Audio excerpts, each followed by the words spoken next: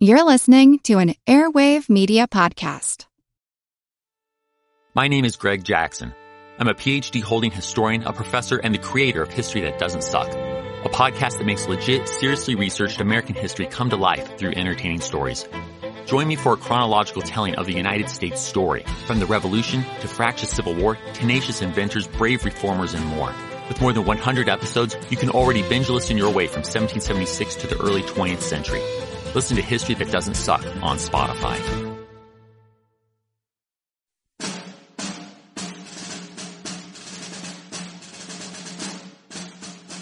Some of our men got permission to go back to the field, and they returned to us loaded with canteens, haversacks well filled with hardtack, and oilcloth and woolen blankets.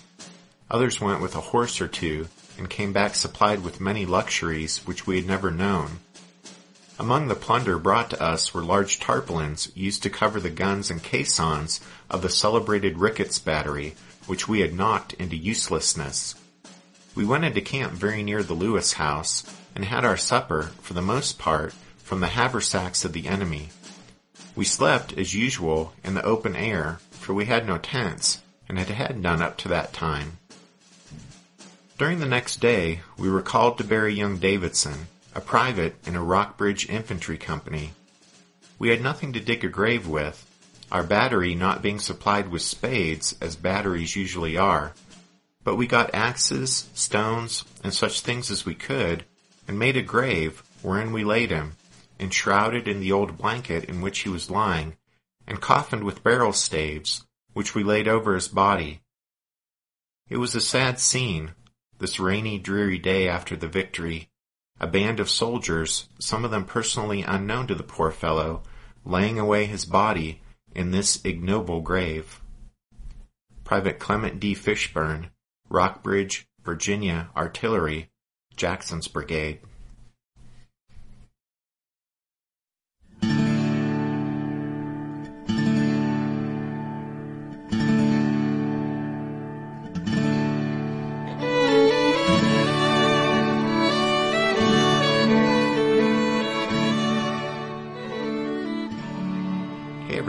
Welcome to episode 59 of our Civil War podcast. My name is Rich. And I'm Tracy. Hello, y'all. Thanks for tuning into the podcast. In the last episode, we saw how the dramatic fight for Henry Hill came to an end, and then we talked about how the Federal Army's last hope for victory was dashed when Howard's brigade retreated from Chinn Ridge. We closed out the last show by saying that with Howard's defeat, a sense quickly spread among the sweltering and exhausted Union soldiers that nothing more could be done that day, and so in their thousands they trudged away from the battlefield. There was little panic amongst the retreating Federals. Instead, as one officer noted, it seemed as if many of the raw volunteers had taken the attitude that they had put in a full day's work, but now, quote, it was no use to do anything more, and they might as well start home. End quote. McDowell quickly realized there was no stopping the departure of his men from the battlefield, so he ordered Major Sykes' battalion of regulars to cover the retreat. In this, Sykes was supported by Captain Richard Arnold's 4-gun battery from the 5th U.S. Artillery. At least on the west side of Bull Run, these disciplined regulars were some of the very few northern units to maintain their cohesion amidst the withdrawal. Most of the other retreating Federals quickly became hopelessly disorganized as they routed away from the battlefield. A frustrated and dispirited Howard found himself helpless to rally his broken regiments. He later recalled that, quote, after the complete breakup near the crossing of Bull Run, Heintzelman, with his wounded arm in a sling, rode up and down, trying to restore order. He spoke to me sharply and told me to reform my lines. He did the same to the other brigade and regiment commanders. My brother, C.H. Howard, whenever I was disposed to relax my effort, said, do try again. Once, we noticed the 18th Brooklyn marching in regular column as we all moved back on the Sedley Road, some 3 or 4 companies reorganized and tramping handsomely. My brother said, see there, let us try to form like that. So we did, but all in vain.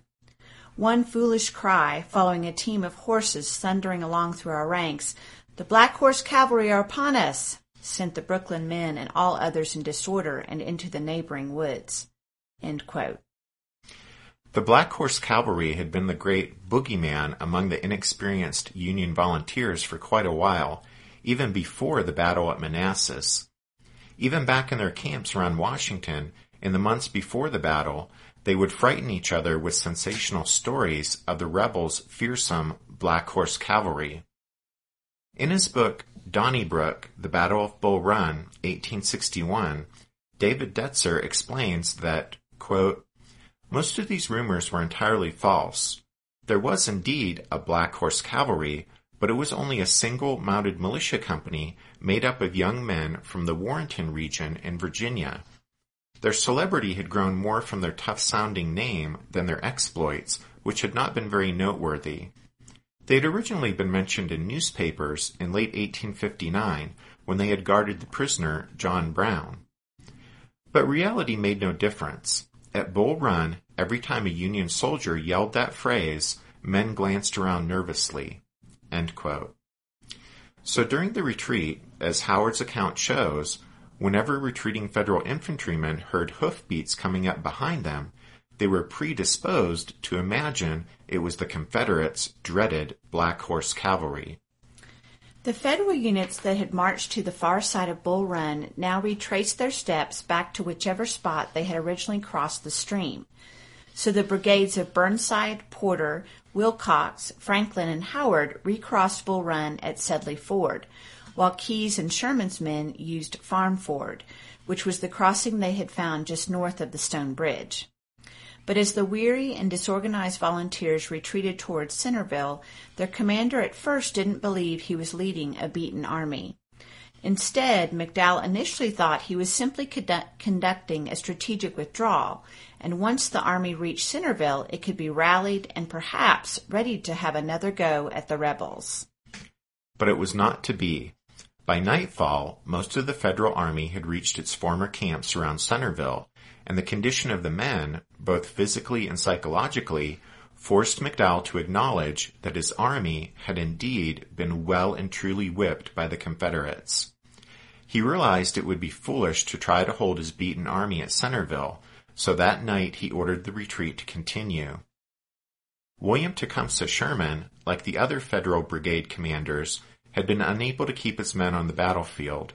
He later said, quote, "On the ridge to the west, we succeeded in partially reforming the regiments, but it was manifest they would not stand. There was no positive order to retreat, although for an hour it had been going on by the operation of the men themselves. The ranks were thin and irregular. We found a stream of people strung across Bull Run and far towards Centerville. I pushed forward to find Captain Ayer's battery.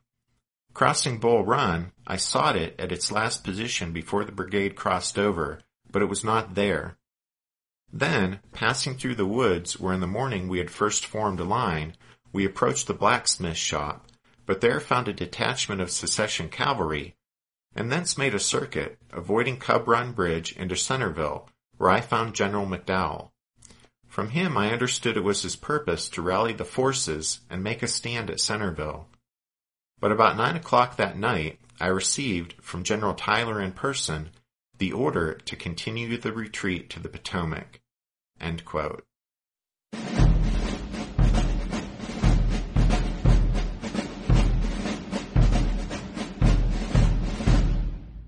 On the other side of the battlefield, the victorious Confederates had found the sight of thousands of retreating Federal soldiers both thrilling and inviting.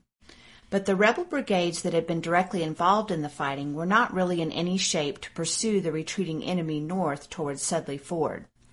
Officers in these units found that their parched, hungry, and dog-tired men had reached the limits of their endurance. As a result, direct pursuit of the fleeing foe northward towards Sedley Ford yielded few results.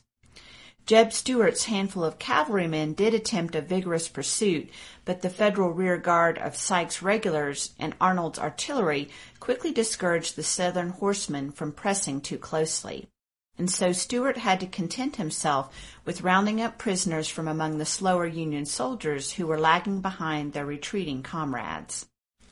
The Confederate units on the northern end of the battlefield may have been too fatigued to put together a vigorous pursuit of the retreating Union soldiers, but downstream from the stone bridge were still several rebel formations that had yet to see action, and Beauregard decided to use those relatively fresh units to strike east across Bull Run and attempt to cut the Warrenton Turnpike, thereby blocking the road the retreating Federals would have to use to get back to Centerville.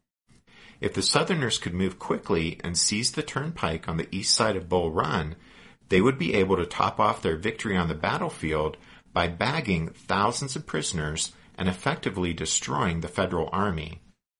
One of the units Beauregard ordered to cross Bull Run was Colonel E.B.C. Cash's 8th South Carolina, and after crossing the stream, the South Carolinians were delighted when they captured New York Congressman Alfred Ely, whom they found hiding behind a tree.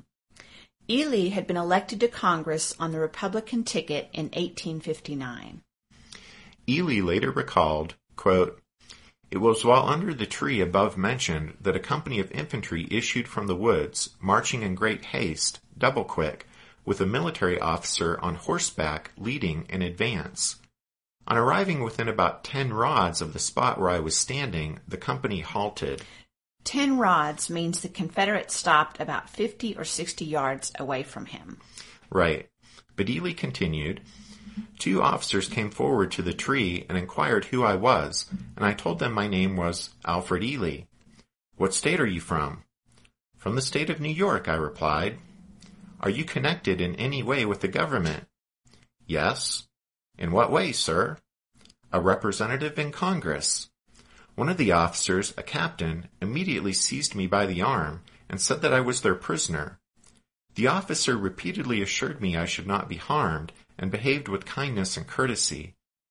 He took me to the colonel, sitting on horseback, and introduced me in these words, 'Colonel, this is Mr. Ely, representative in Congress from New York.' To which the colonel, in a most angry tone, replied, drawing his pistol and pointing it directly at my head, 'God damn your white-livered soul! I'll blow your brains out on the spot!' The captain and another officer rushed before the colonel and prevented him from carrying out his threat, the former exclaiming, 'Colonel, Colonel, you must not shoot that pistol. He is our prisoner.' The colonel immediately rode away, when the captain stated to me that he was ashamed of his colonel, that he was very much excited and had been drinking. I was conducted, in company with about 600 officers and men, all prisoners of war, on foot that evening to Manassas, a distance of about 7 miles from where I was arrested, over the dustiest road that it was ever my fortune to travel. The dust, so dense that it might almost be cut with a knife, the weather dry, and no water to be had, my mouth became so parched that it seemed impossible for me to move my tongue. On the march, by the side of the road, a few soldiers' canteens were partly filled from dirty pools of water, and from one I took a draught which relieved me very considerably." End quote. Well, the captive congressman was held in Richmond for 6 months before being exchanged. His party didn't renominate him in 1862. Alfred Ely's experience gives us a good opportunity to address one of the enduring myths about the battle, which concerns the Northern civilians who came down from Washington to watch the big battle as if it were a sporting event. The story goes that these civilians laid out picnic baskets on hillsides near the battlefield and used opera glasses to watch the action. But then when the day turned against the Federals, the numerous panicked civilians and their horse-drawn carriages greatly hindered the retreat of the Federal Army from the battlefield. In his book, The First Battle of Manassas, An End to Innocence, John Hennessy points out that, quote, "The number and location of civilian spectators at First Manassas has been exaggerated by movie makers, novelists, and historians alike. The vast majority of spectators got no closer to the battlefield than Centerville and could see nothing of the fighting. Those that did get closer, a handful of politicos, watched affairs from near Shanks' position overlooking Bull Run. Contrary to popular belief, the presence of civilians did not become a significant hindrance to the retreating Federals until the Army reached Centerville." End quote. The suddenness of the Federal collapse and the speed of the enemy's retreat from the battlefield denied Beauregard and Johnston the opportunity to plan a vigorous pursuit. Consequently, the Confederate effort was ill-organized and hasty. For example, unknown to Beauregard, Johnston was also pushing men across Bull Run in an attempt to block the Federal retreat. One of the units Johnston pushed across the stream was a makeshift battalion of Southern cavalry under the command of Colonel R.C.W. Radford. When Radford's command hit the Warrenton Turnpike, it caused terrified cries of "Black Horse Cavalry" to rise from the retreating Federals, and the rebel horsemen took dozens of prisoners, along with several wagons and pieces of artillery. Radford moved east on the turnpike toward Cub Run, stopping to wait for reinforcements when he reached the top of the ridge separating Bull Run and Cub Run. When a handful of Confederate infantry and a small battery of artillery joined Radford's cavalry, the Southern officers could look east toward Cub Run and see that they had failed to cut off the retreating Federals, but perhaps they could still cause some mischief among the thousands of retreating Union soldiers that packed the turnpike, waiting to cross the Cub Run Bridge. You see, for the Federals who had retreated by way of Sedley Ford and Farm Ford, the Cub Run Bridge was acting as a bottleneck, causing a huge traffic jam as wagons and artillery and the disorganized and exhausted soldiers all used the bridge to cross the small stream. And now the pursuing Confederates had come up behind them. At about 6 p.m., a Confederate artillery officer, Captain Delaware Kemper, moved 2 of his guns a short distance off the turnpike so that they overlooked the Cub Run Bridge and the retreating mass of Federals. Kemper gave the honor of firing the first shot to Edmund Ruffin, the fiery old Virginia secessionist who had fired one of the first shots at Fort Sumter, and who had made sure he was here at Manassas for the war's first big battle. Well, as luck would have it, Kemper had aimed perfectly, for when Ruffin yanked the lanyard and the cannon fired, the shell exploded right above the Cub Run Bridge, causing a wagon on the bridge to careen out of control and tip over. In his book, A Single Grand Victory, The First Campaign and Battle of Manassas, Ethan Rayfuse describes what happened next. Quote, "The sound of Kemper's artillery exploding overhead, the sight of the wagon tipping over, and the realization that their escape route was obstructed sent shockwaves of panic quickly throughout the mob of Federals in the Cub Run Valley.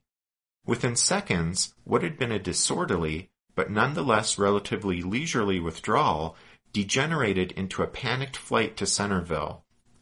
Before the third shell struck us," one man recalled, "every man as far as the eye could reach seemed to be running for very life." End quote.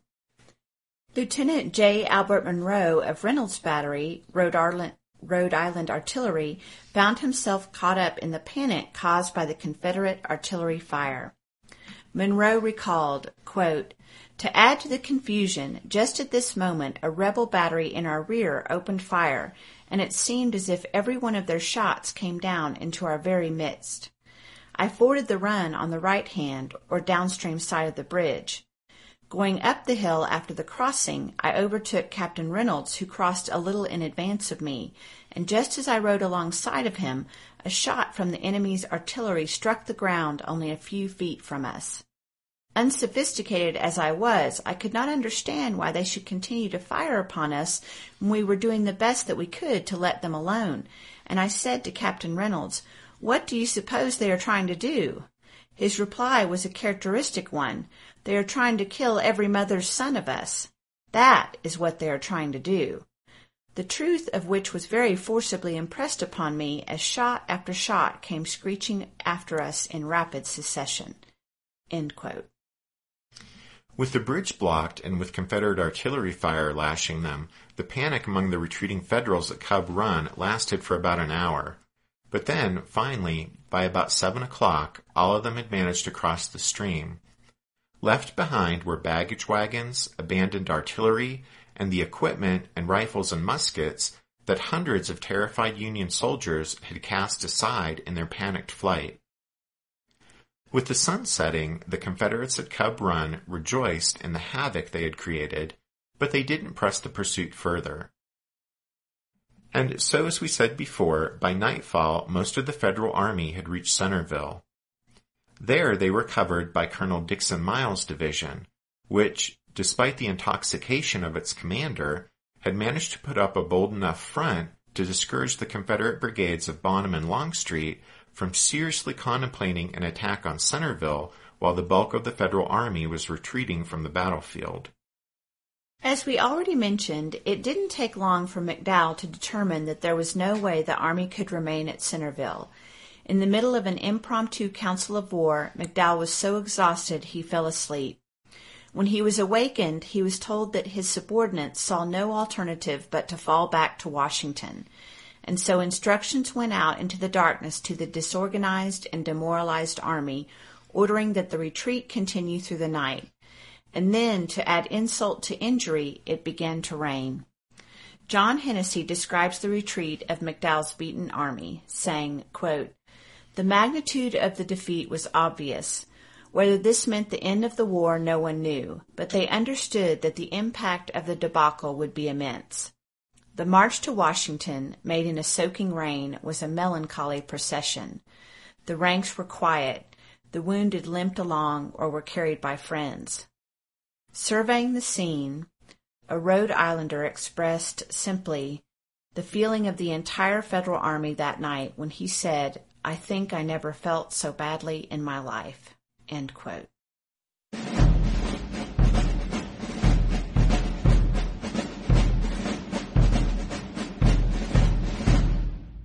Did archaeologists discover Noah's Ark? Is the rapture coming as soon as the Euphrates River dries up? Does the Bible condemn abortion? Don't you wish you had a trustworthy academic resource to help make sense of all of this? Well, I'm Dan Beecher, and he's award-winning Bible scholar and TikTok sensation Dr. Dan McClellan, and we want to invite you to the Data Over Dogma podcast, where our mission is to increase public access to the academic study of the Bible and religion, and also to combat the spread of misinformation about the same. But, in a fun way. Every week we tackle fascinating topics. We go back to source materials in their original languages. And we interview top scholars in the field. So whether you're a devout believer, or you're just interested in a clear-eyed, deeply informed look at one of the most influential books of all time, we think you're going to love the Data Over Dogma podcast. Wherever you subscribe to awesome shows.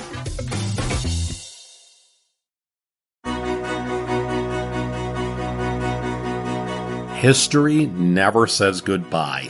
It just says, see you later. Edward Galeano was right when he said that. Events keep happening over and over again in some form. And that's the reason I produce the podcast, My History Can Beat Up Your Politics. What is it? We take stories of history and apply them to the events of today to help you, perhaps, understand them better. We are also part of Airwave Media Network. I've been doing the program since 2006. That's a long time, and the show has a long name. My History Can Beat Up Your Politics. Find me wherever you get podcasts.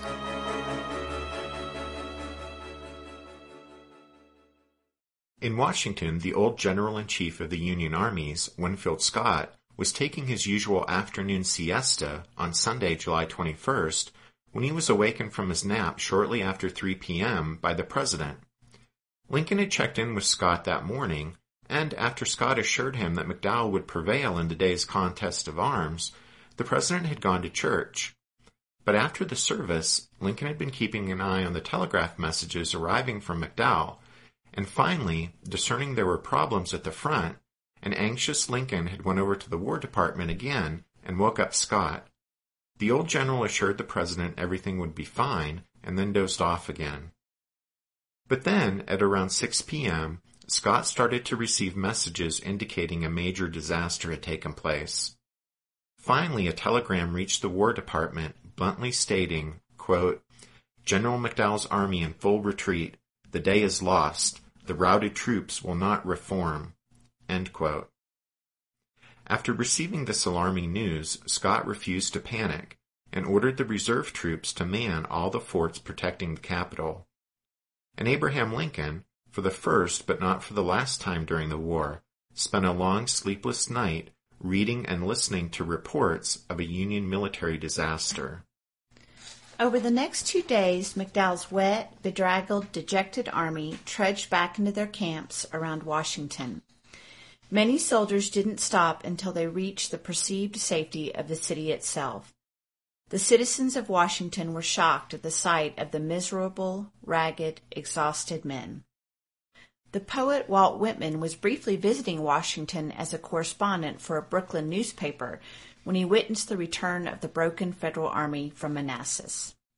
Whitman wrote, quote, "The sun rises but shines not. The men appear at first sparsely and shamefaced enough in the streets of Washington. They come in disorderly mobs, some in squads, stragglers, companies. Occasionally a rare regiment in perfect order, marching in silence with lowered faces, stern, weary to sinking, all black and dirty. During the forenoon, Washington gets all over motley with these defeated soldiers, queer-looking objects, strange eyes and faces, drenched. The steady rain drizzles all day. And fearfully worn, hungry, haggard, blistered in the feet. Amid the deep excitement, crowds and motion, it seems strange to see many, very many of the soldiers sleeping. In the midst of all, a sleeping sound. They drop down anywhere, on the steps of houses, up close by the basements or fences, on the sidewalks, aside on some vacant lot, and deeply sleep." End quote.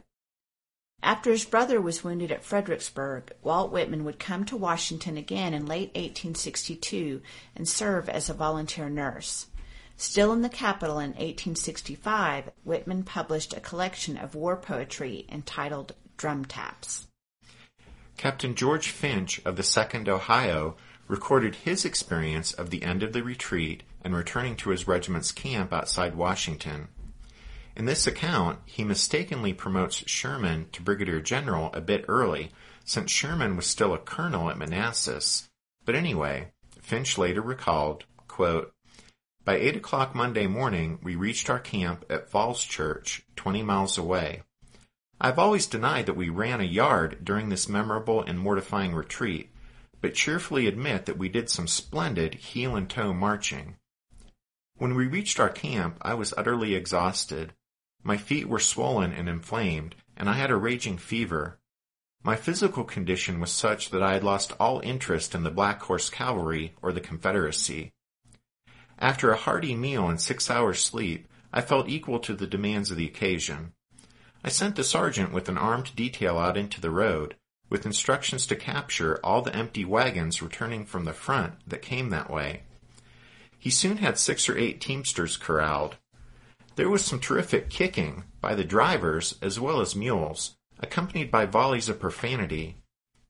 We soon had all the camp equipage, stores, knapsacks, and baggage loaded, and about 4 p.m. we took up our march for Fort Corcoran at the Virginia end of the Chain Bridge. There I reported to General Sherman, who had assumed command at that point. It had been raining all day, and the soft roads were fearfully muddy. Truly the surroundings were discouraging, from every point of view. When General Sherman told me that no one could cross without a pass, and none would be granted for that day at least, I suppose he saw a look of disappointment on my face. With that brusque manner that was peculiar to him, and a sort of dry humor that seemed almost malicious at such a time, General Sherman said, "Ever been whipped before, Captain?" "Not since I left school," was my reply. "Well, Captain, it's my private opinion, publicly expressed, that it's a damn disagreeable thing to be whipped." End quote. Sherman was far from the only Northerner who found it was a disagreeable thing to be whipped by the Confederates in the war's first big battle. As news of the defeat reached the cities and appeared in the newspapers, the North was stunned. They had expected a single grand victory would be enough to quash the rebellion, and now they instead had to come to terms with the meaning of the debacle at Manassas. After a number of days had passed, and upon sober reflection, the majority of Northerners seemed to come to the realization that if the war wasn't going to be won by a single battlefield victory, then it also wasn't going to be lost as the result of a single defeat either. As a consequence of the defeat at Manassas, a sort of sullen determination seemed to stiffen the resolve of Northerners. The day after the battle at Manassas, Abraham Lincoln signed a bill for the enlistment of 500,000 three-year volunteers, and 3 days later Congress passed and the President signed a second bill authorizing another 500,000. The war's first round may have gone to the Confederates, but it had not been a knockout punch, and now the North was ready to roll up its sleeves and see the fight through to its conclusion. But there was still the question of what went wrong. It shouldn't be surprising that fingers were pointed at Robert Patterson and his failure to keep Joseph E. Johnston's Confederate army pinned down in the Shenandoah Valley. As we know, Johnston was able to slip away, and so when his men reached Manassas, it meant that the opposing forces would be of roughly equal size on Sunday, July 21st. And then, of course, McDowell's performance during the campaign also came under scrutiny, since despite the arrival of Johnston's men, the Federals still had every opportunity to win the battle, but somehow each opportunity slipped away. And so much of the blame for that was quickly attached to McDowell. In fact, he'll be sacked, and George McClellan will be called up from Western Virginia to come to Washington and repair the messy aftermath of the Union defeat at Manassas. In his book, The First Battle of Manassas, John Hennessy points out 5 sets of circumstances that he believes explain the Union defeat in the battle. First, already mentioned a minute ago, was Patterson's failure to tie down Joe Johnston. Second, there was McDowell's delay on July 19th and 20th that gave Johnston the time to become a factor in the battle. You guys will recall how 2 days passed while McDowell searched for a crossing north of the Stone Bridge that would allow him to turn the Confederate left flank, the same 2 days that Johnston used to bring his men to Manassas. The third circumstance that contributed to McDowell's defeat was the poor planning for and execution of the early morning march on July 21st. Y'all will recall how on Sunday morning, McDowell should have allowed Hunter's and Heintzelman's divisions to move out first on their crucial flank march. But by having Tyler's division move out first, Hunter and Heintzelman's formations ended up stuck behind him, and that delay of the main strike force of the flanking column was long enough to make a significant difference. The hours lost that morning were critical. Fourth, there was the over 2-hour delay that followed the Federal seizure of Matthews Hill. It can be argued pretty convincingly that at that point, that by 11:30 that morning, McDowell had victory within his grasp. He simply needed to seal the deal by immediately pushing on south to Henry Hill and decisively driving into the Confederate rear. But McDowell dilly-dallied and frittered away his advantage, not just by delay, but then also by bad tactics. Even setting aside his extremely questionable decision to advance Ricketts and Griffin's batteries, when McDowell finally did move on Henry Hill, 15 Union infantry regiments were in the immediate vicinity, but incredibly, never did more than 2 of those regiments go into the fight together. Most went in singly and with predictable results. Now, both sides at Manassas were handicapped by officers who lacked practical experience in handling large formations of troops in combat, but for the Federals, who were attempting to execute more complex offensive maneuvers, this inexperience in large unit tactics proved to be disastrous. At Henry Hill, the Federals' clumsily executed, piecemeal, and uncoordinated attacks failed to overcome the stubborn Confederate defenders. And that brings us to perhaps the foremost reason that McDowell failed that day at Manassas. Because, to borrow a famous phrase, the Confederates had something to do with it. Hennessy points out that, quote, foremost among the reasons for victory was the Confederates' ability to exploit virtually every extra hour granted them by the Federals. From small unit commanders like Evans to Army Commander Johnston, the Confederates consistently converted time into more men and stronger positions until the battle climaxed on Henry Hill. Once there, the Confederates met the Federals on something akin to equal terms, and the pendulum swung decisively in the Southerners' favor. By 4 o'clock, McDowell had no regiments left to put into the battle for Henry Hill. Conversely, by 4 o'clock, the Confederates on Henry Hill and Chin Ridge were at maximum strength." End quote. And so the Confederate forces at Manassas had successfully defended their new republic and repelled the Federal invasion of northeastern Virginia. And the outcome of the battle had a powerful psychological impact on the South, producing exultation and overconfidence. To many a celebrating Confederate, the victory confirmed what they had long believed, that their cause was just, and also that the Yankees were no match for Southerners when it came to soldiering. From the Confederate victory emerged a number of heroes. There were Johnston and Beauregard, of course, although Beauregard, his popular star already on the rise after Fort Sumter, managed to garner most of the credit for the triumph here along the banks of Bull Run.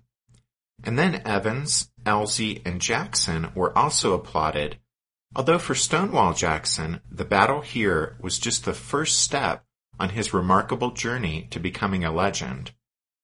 And then there was also another prominent Southerner whose presence late in the day at Manassas was noteworthy, and so we'd be terribly remiss if we didn't mention his visit to the battlefield. And here we're speaking of Jefferson Davis. For days, the President of the Confederacy had been antsy. Jefferson Davis, who would have rather been a general in the field instead of chief executive of the new Southern slaveholding republic, Davis had been itching to leave Richmond and go to Manassas, where there was a battle brewing.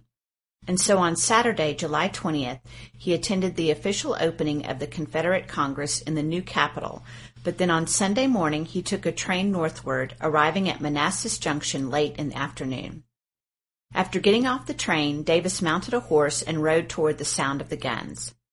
As he moved forward, Davis encountered so many wounded men and stragglers that he feared the battle was lost, and he personally tried to rally some of the men he found along the way. But then when he reached Confederate headquarters at Portishead, Joe Johnston told the worried Davis that it was the Federals who had been whipped and were retreating. When Davis inquired about the pursuit of the beaten enemy army, Johnston said he had already ordered Bonham's brigade at Mitchell's Ford and Longstreet's brigade at Blackburn's Ford to cross Bull Run and attack Centerville.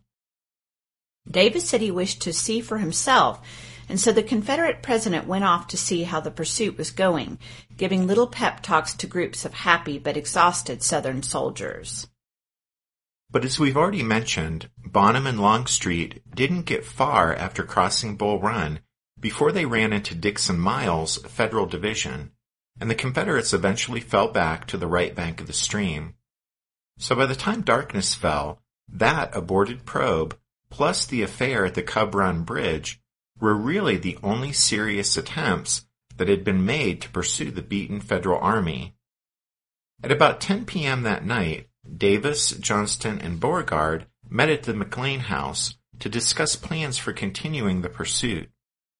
Davis did end up ordering a reconnaissance in force towards Centerville to begin at first light on Monday morning, the 22nd, but the rain that started during the night proved to be the final undoing of the Confederate High Command's plans to press forward and pursue the defeated Federals.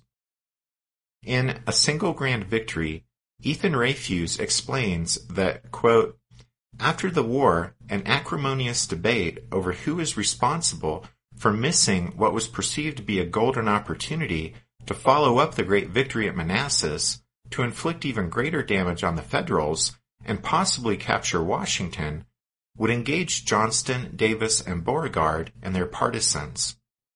The simple fact, however, is that on July 21 and 22, the Federals withdrew with such speed that even had Johnston and Beauregard pushed their command more vigorously, it is highly unlikely that their raw troops could have caught up with, let alone inflicted more damage upon, the Union forces.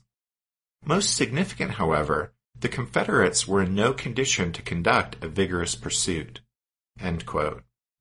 Indeed, several years later, Joe Johnston would sum up the situation on the evening of July 21st by saying the Confederate Army was, quote, "more disorganized by victory than that of the United States by defeat."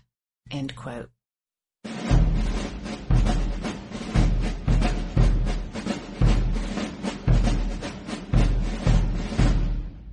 Before we get to the butcher's bill for the battle, we wanted to make at least a passing reference to two rather exceptional factors that we think contributed to the Confederate victory at First Manassas, and those are the use of the telegraph for communication and the use of the railroad for transportation.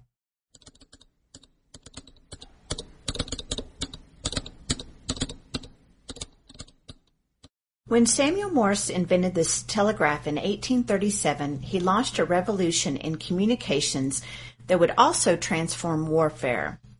Orders and messages that before might have taken days or even weeks to deliver could now be transmitted by Morse code along telegraph wires almost instantaneously.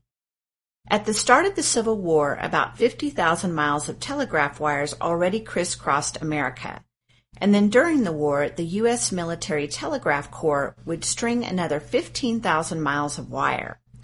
Union officers and officials sent an astounding 6.5 million telegrams during the war.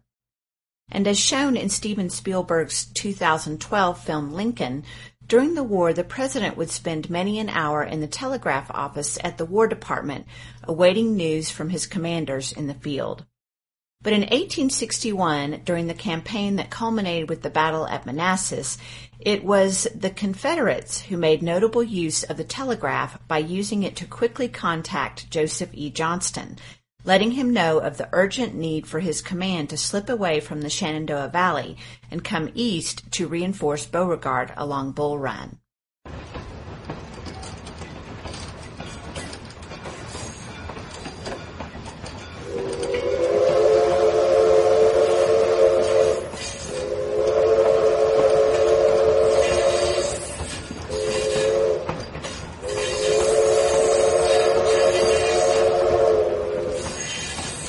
And then, after he received those instructions, there was also Johnston's decision to use the rail line to transport his troops the last part of the way to Manassas. The Civil War was the first conflict involving railroads on a large scale, and the Confederates' use of the rail line here during this campaign was the first time a sizable number of troops would be shifted from one front to another by rail and then play a decisive role in the resulting battle. But as we've mentioned before on the podcast, at the start of the Civil War, 2/3 of America's rail network lay in the North, knitting together its fast-growing cities and industries, and railroads would play an important role in helping the Union eventually achieve victory. During the course of the podcast, we'll see that railroads had much to do with how the war was waged and how it ended.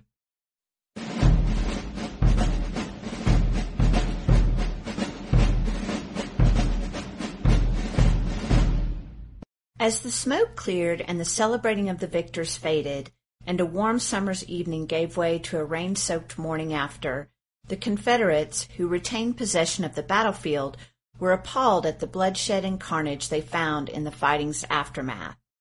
Johnston reported that the great victory had cost the South approximately 378 killed, 1,489 wounded, and 30 missing, for a total of just under 1,900 casualties. And then according to McDowell, federal losses came to 2,896 altogether, 460 killed, 1,124 wounded, and 1,312 missing. After the battle, one soldier wrote, quote, "I made an attempt to go over the battlefield some hours ago, and the smell of blood made me sick, and I had to turn back, but this time succeeded. I have often read descriptions of battlefields, but never, until now, realized all the horrors that the word expresses. Here are mangled human bodies on every side, some pierced by rifle or musket ball, others almost torn to fragments by shell. Some have a look or expression as mild and calm as if they are only sleeping. Others seem to have had a terrible struggle with the monster death, and only yielded after having suffered such pain as has caused their faces to assume expressions that are fearful to look upon, their features distorted, the eyeballs glaring, and often with their hands full of muck and grass that they have clutched in their last agony." End quote. Neither the Federals nor the Confederates were medically prepared for the battle. Many of the regimental medical officers of both sides did the best they could with what they had, improvising field hospitals in available buildings like the Sedley Church, or treating individual wounded soldiers where they lay. But some doctors treated only their own men and turned away wounded soldiers from other regiments. Some doctors found their stations overwhelmed with wounded, while others had no one to treat. Distressingly, there was a shortage of both food and medical supplies for the wounded. All in all, the situation was chaotic and unorganized, and the wounded paid the price for this unpreparedness. Removing the wounded from the battlefield presented further difficulties. On the Federal side, the fortunate wounded were those able to walk back to Washington themselves or with the help of comrades. One soldier whose arm had just been amputated below the elbow walked the entire way. So did another with a hole through both cheeks and with his tongue nearly severed. There were only a few ambulances, mainly driven by civilians, and after the battle, the U.S. Sanitary Commission reported it could find no case where any of the Union Army's wounded returned to their camps in ambulances. The ambulances instead had been packed only with unwounded men looking for an easy way to avoid marching along the line of retreat. As we said, the Confederates retained possession of the battlefield, including some Union wounded who couldn't be moved and the doctors who remained to care for them. Over the next 2 weeks, the Confederates slowly moved the wounded soldiers to Richmond, where they overwhelmed the available hospitals. In response to the emergency, Richmond's mayor called a public meeting and organized committees of citizens to bring the wounded from the battlefield, gather food and supplies, and set up new hospitals in churches, hotels, and private homes. Most of those were closed after the immediate crisis had passed, and the Confederate military reorganized and expanded the hospital facilities in Richmond. So to sum up, the first big battle of the war and the shocking number of casualties it produced had clearly demonstrated to both sides the need for more medical resources and official organization of those resources. In a few short hours on a Sunday afternoon in Northeast Virginia, the way Americans looked at war was changed forever. There was no romance and little glory in it, only an overwhelming violence expressed in shot and shell, in blood and death. After Manassas, a soldier from South Carolina wrote to his wife, saying, "I cannot give you an idea of the terrors of this battle. I believe that it was as hard a contested battle as was ever fought on the American continent, or perhaps anywhere else. For 10 long hours it literally rained balls, shells, and other missiles of destruction. The firing did not cease for a moment. The sight of the dead, the cries of the wounded, the thundering noise of battle can never be put on paper. The dead, the dying and wounded, all mixed up together, friend and foe embraced in death, some crying for water, some praying their last prayers, some trying to whisper to a friend their last farewell message to the loved ones at home. It is heart-rending. I cannot go any further. Mine eyes are damp with tears."